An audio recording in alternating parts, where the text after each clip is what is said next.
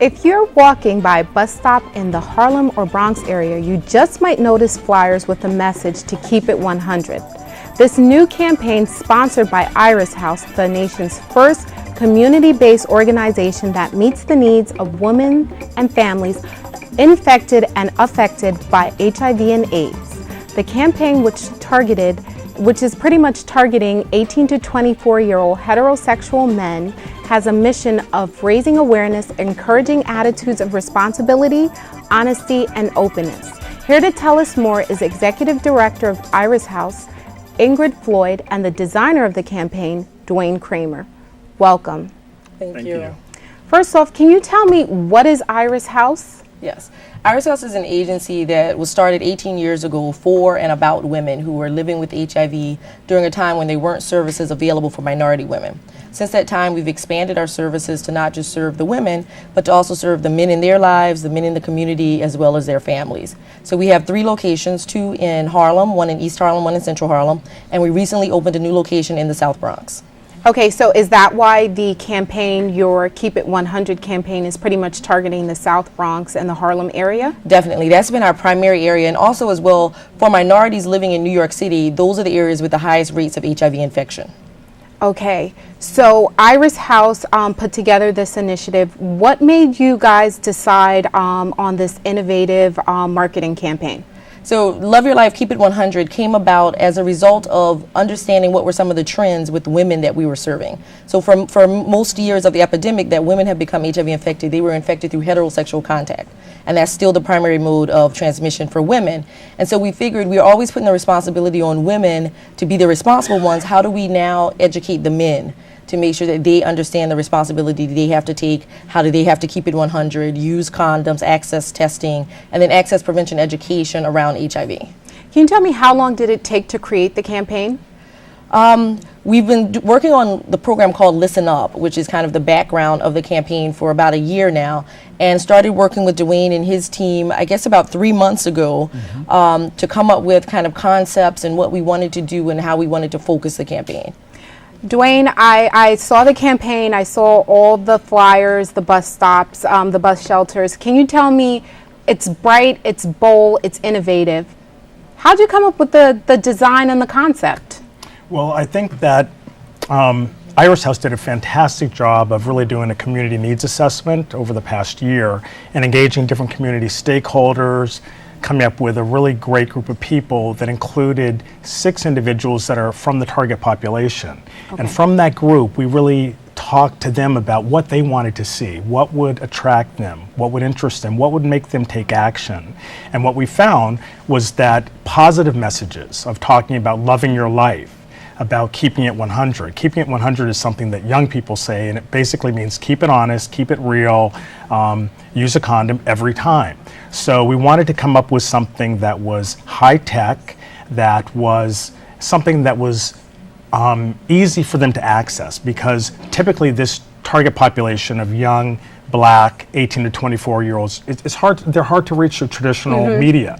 So we integrated the QR code, which is the scanning icon that they can take their smartphone, scan it, and immediately go to a site where they can find out where they can get free condoms and where they can get HIV tests. So we really developed this campaign based on what would work for them. I noticed you guys use the QR code. A lot of time, all of us have smartphones. That's something, whether you have an iPhone, BlackBerry, you can scan it and it gives you that immediate contact, that stickiness that takes you to the website or gets you the resources that you need. What I know a lot of magazines, people open the magazines, they're using QR codes. Why'd you decide to use it for this campaign? It's innovative and it's smart. Yeah, well, we used it because this is what the young people are using. They said we want something that's easy. We want something that we can just, instead of typing in a web address, we can scan it with our phone, and when they scan it, they can immediately talk to their friends, they can show their friends and find out about the different incentives and the program to really talk amongst their social networks. And again, we've included Twitter links and Facebook links, so we're using all of the social media that they're using today.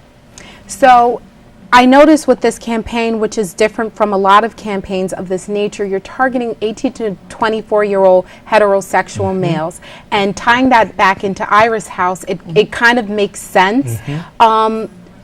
How did you come up? I know this is a demographic or population that it makes sense with Iris House, but how did you finally put your finger on it that this is who we need to target? These are the men, and this is the specific population, segment of the population that we must target. One of the things we did 3 years ago, we completed a strategic plan for Iris House, and we started asking the question, where are young men going to get prevention education? And we looked at organizations in all 5 boroughs and couldn't find one that was focused on heterosexual young men.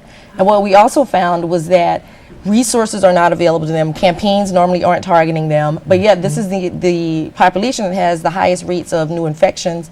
As well, this is a population that thinks that they're invincible. So they don't come and find and seek the services, so we had to figure out a way to go find them. And so the great part about this campaign is it's in the streets and it's not in our facility. So it goes to them where they are. When you're hanging out at the bus shelter, we have outreach workers that are handing out palm cards each day. We also have posters in barbershops. So we're working with a lot of community businesses, getting them on board to say, how do we get the people who are coming in here every day, they're sitting around talking, how do we get them engaged in HIV education, in knowledge, and in just taking responsibility? I noticed that you guys are in barbershops, beauty salons, Yes. community churches, various different sort of untraditional places, but that's where the 18 to 24-year-olds Yes. are. So what's next with this campaign? That's a great question. We've been talking about this in so many different atmospheres and environments. We're really hoping to be able to launch another phase of the campaign, one that targets Latino men. 18 to 24-year-olds, because again, that's another population that we know and we understand.